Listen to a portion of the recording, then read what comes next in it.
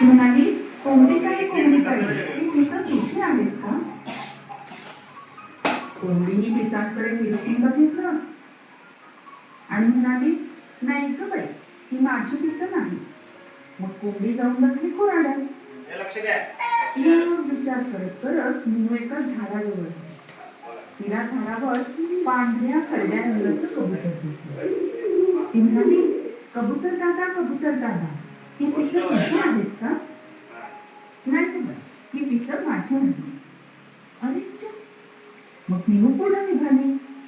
समोरून आपला पिसारा सावरत मोर येत होता. त्याची आई तरी तिने त्याला विचारलं. मोराने पिसं बघितली आणि म्हणाला, ही तर बदकाची आहे. मीनू म्हणाली, बदक कुठं भेटेल मला?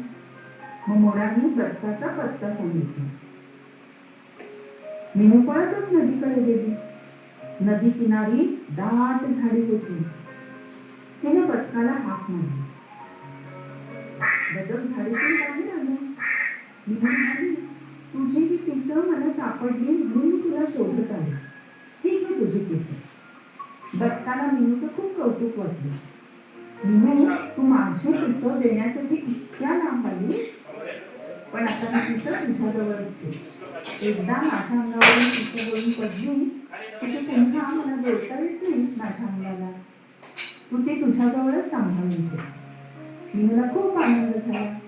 तिनं बदकानं दिलेली पिसं आपल्या वहीत सांभाळून ठेवली.